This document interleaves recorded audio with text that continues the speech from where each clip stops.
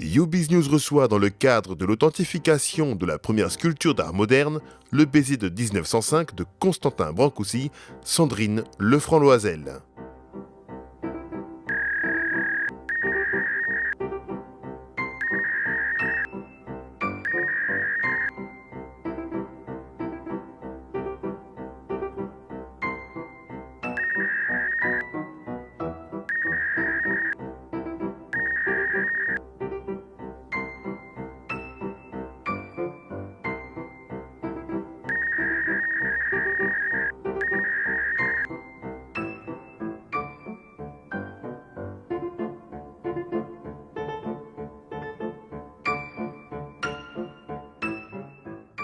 Donc sur cette signature de Brancusi, on est sur un tracé qui est extrêmement spontané, une écriture qui a été faite, enfin une signature qui a été faite de façon très rapide, ce qui n'est pas le cas chez les faussaires. La présence, en tous les cas graphique, au démarrage d'une forte pression, puis après en fait une très bonne continuité jusqu'à la fin, avec des particularités qu'on retrouve que sur une seule œuvre et majoritairement après dans ses écrits. Il est évident que pour un faussaire, arriver à avoir une telle qualité avec un trait si fin et en même temps une écriture qui est réalisée en cursive n'est pas dans les habitudes. Voilà, c'est quelque chose qu'on ne peut pas retrouver chez les faussaires, et encore moins sur du marbre.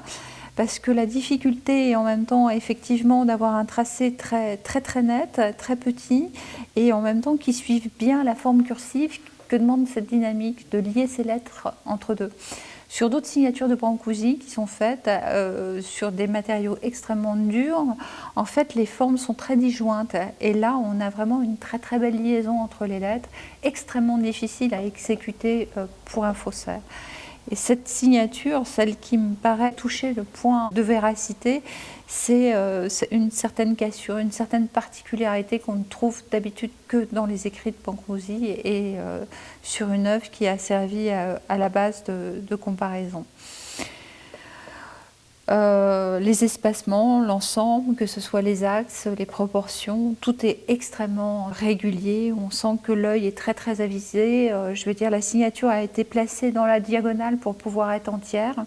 Donc on suit en fait à cet espace de champ graphique avec l'aspect topo-cinétique qui est de pouvoir en tous les cas que l'œil exerce comme un zoom et qui permet effectivement d'avoir une signature avec une telle qualité de trait.